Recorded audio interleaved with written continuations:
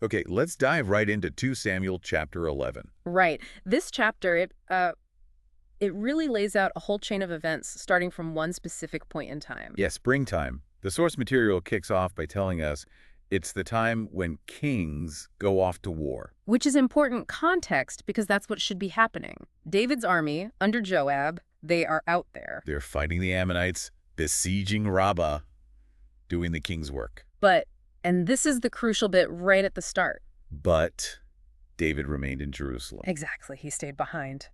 So this deep dive, we're basically unpacking what happens next according to the source. What unfolds because the king isn't where, kings usually are in springtime. What are the consequences of that choice? The ripple effects. The text seems to lead us right down that path. So the narrative picks up one evening. David's in the palace. Yeah, it says one evening, David got up from his bed and walked around on the roof of the palace. Just walking around. Because he's there, not at the front, and from the roof. He sees something, a woman bathing. And the text makes a point of noting her appearance. It does. Very beautiful, it says. That description is right there. And this sight, it triggers immediate action from David. He doesn't just look away. No, the very next thing. David sent someone to find out about her. He uses his authority right away. The messenger comes back with the info, and it's significant information. Very significant. The reply is specific. Isn't this Bathsheba, the daughter of Eliam and the wife of Uriah the Hittite? That last part, wife of Uriah the Hittite, that's underlined, essentially. Right, Uriah. Not just any soldier. One of David's elite warriors, actually. A Hittite, a foreigner, known for his loyalty, who's out fighting David's war right now. So David knows exactly who she is, married to one of his best men who's currently serving him on the battlefield. And knowing this, what does David do next, according to the text? That's blunt. Yeah. Then David sent messengers to get her. She came to him, and he slept with her. Just like that. The source also adds a little note there. Oh, right, the parenthetical bit. She had purified herself from her uncleanness. It's stated as just part of the sequence. Then she goes home.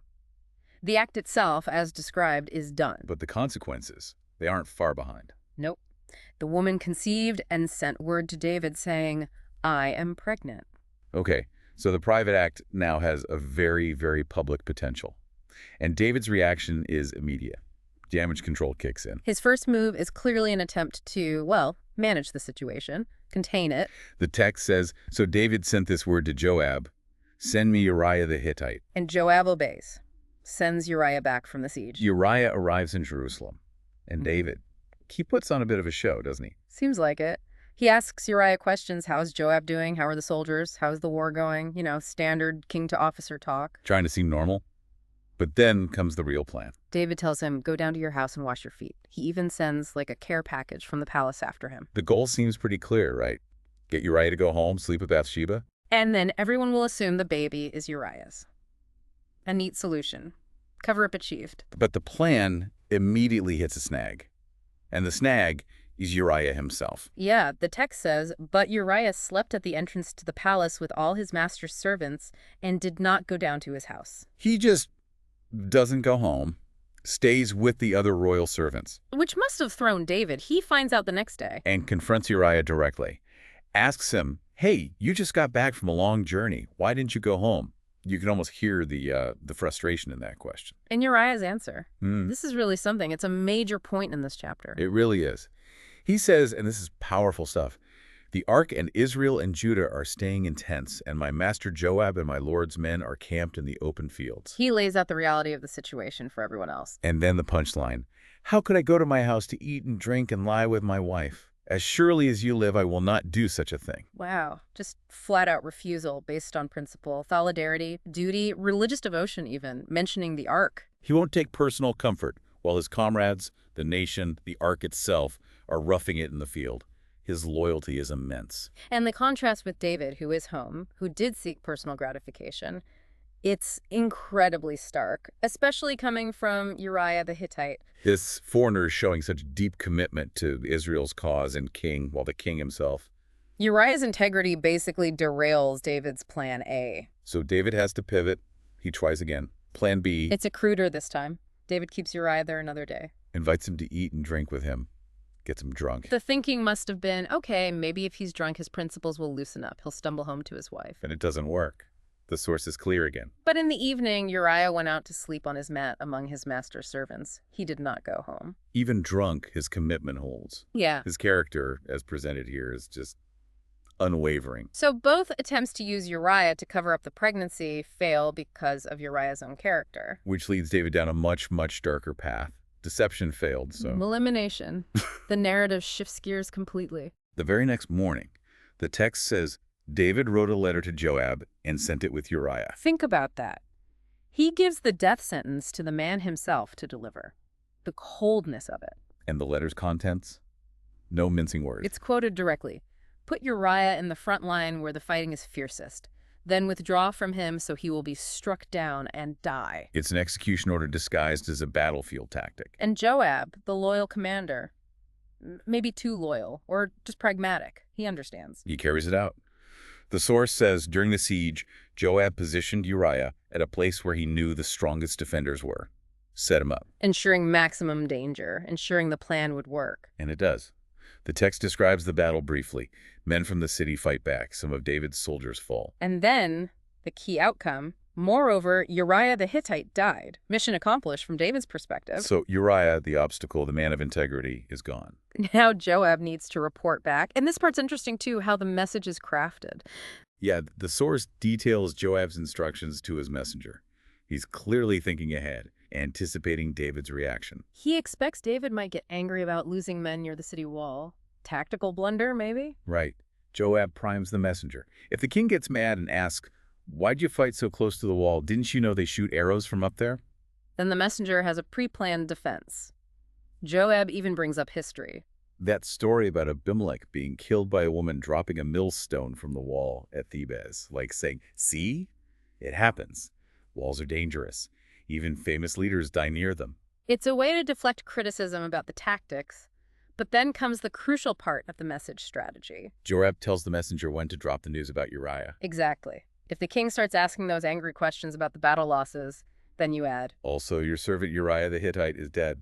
It's delivered almost like an afterthought, or maybe the key piece of info saved until David's initial anger about tactics is spent. Or perhaps to soften the blow of the other losses. Hard to say for sure, but it's strategic placement. The messenger does exactly as told.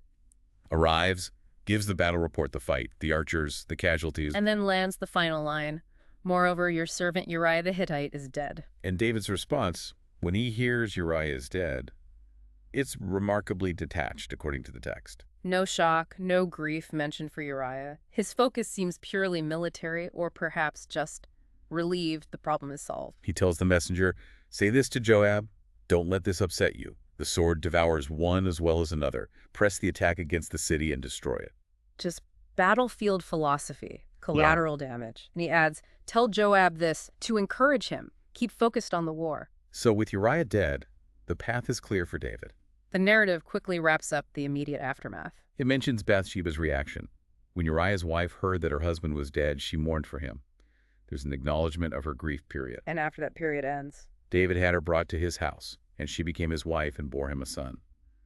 The original objective, in a way, is achieved.